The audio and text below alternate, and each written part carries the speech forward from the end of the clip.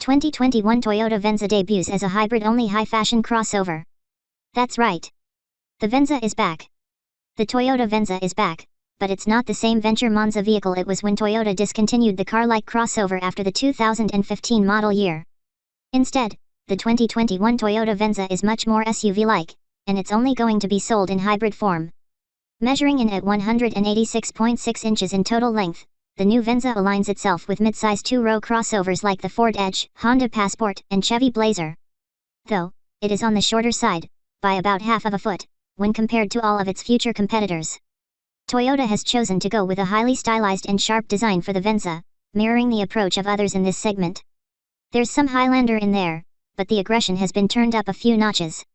The Venza shares plenty with other Toyotas, as it rides on the TNGA-K platform that underpins vehicles like the new Highlander and RAV4. We've had excellent experiences with new TNGA vehicles from a driving dynamics perspective, so we're similarly hopeful about the Venza. There is just one powertrain option available for the 2021 Venza, but it's an intriguing setup. A 2.5-liter naturally aspirated four-cylinder works in concert with 3 electric motors for a total system output of 219 horsepower. The setup and power figure is exactly the same as the RAV4 hybrid. That crossover is able to complete the sprint to 60 miles per hour in 7.8 seconds and achieves 40 mpg combined.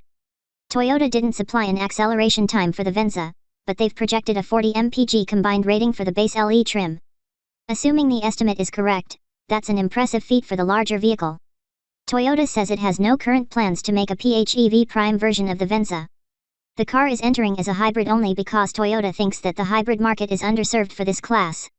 We don't expect to see a gas-only variant at this point. There's no drive shaft to the rear wheels to supply all-wheel drive. Instead, Toyota plants one of the electric motors out back to power the rear wheels when needed. Torque distribution will vary, going from 100:0 front to rear to 20:80. Front wheel slip is minimized in quick takeoffs, and Toyota has even built in a mild brake torque vectoring effect for increased agility. Toyota calls it active cornering assist and says it engages the stability control to reduce understeer in certain cornering situations. The battery pack is placed under the rear seats so as not to intrude on interior space. Toyota says the Venza has 36.3 cubic feet of room behind the second row. That puts it right in the middle of the pack when compared to its contemporaries, with the Honda Passport leading the way. Rear seat legroom is slightly disappointing, though. At 37.8 inches, the Venza is smaller than anything else in its class. Toyota has taken the high-style route for the interior, too. The blue and brown colors, pictured above, have our attention, and the sharp interior design is keeping it. That center stack is different from any other Toyota on sale today. It doesn't even have a volume knob, instead opting for touch capacitive controls. The screen pictured here is the 12.3-inch touchscreen that's optional on the XLE and standard on the limited trim. An LE or XLE comes with an 8-inch touchscreen as standard equipment. The smaller screened vehicles also have traditional button controls instead of the touch capacitive ones. Regardless of screen size, Toyota has made Apple CarPlay, Android Auto, and Amazon Alexa standard. From photos, we can tell it's the same software that runs on the new Toyota Highlander. There's plenty more tech to go on about, too. Toyota is particularly proud of its fixed panoramic roof glass. It's an electrochromic panel of glass that you can make transparent or frost depending on what kind of interior experience you'd like. When frosted, the glass reduces the amount of sunlight it lets through. The instrument cluster isn't entirely digital, but depending on the trim, you get a 4.2-inch digital display or a 7.0-inch digital display. Forward of that is an optional 10-inch heads-up display. But wait, there's one more screen.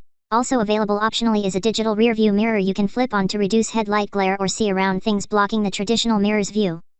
Toyota's navigation system has a second purpose in addition to providing directions. It will analyze road conditions and your driving habits to optimize recharging of the battery. If you select the predictive efficient drive function, it'll learn your repetitive routes and predict when and where the vehicle is likely to slow down. Then, it'll guide you on the optimum pedal release timing for maximum energy regeneration and reducing energy consumption. In downhill sections, the car will apply additional engine braking force for better charging of the battery when the accelerator pedal is released. Another energy-saving technology is stolen from Lexus. It's called S-Flow, and it's designed to only direct air conditioning to people in occupied seats. Heated and cooled front seats also come into the equation depending on the trim level. Toyota has loaded up the Venza with all of its safety equipment as standard. That means even premium features like adaptive cruise control, lane centering, Blind spot monitoring and rear cross-traffic alert are standard. Pricing hasn't been announced yet for the new Venza, but we suspect it'll land in the same ballpark as vehicles like the Honda Passport and Ford Edge. That suggests a starting price in the low $30,000 range, arcing up past $40,000 for fully loaded models. Toyota says the Venza should hit dealerships sometime in August this year.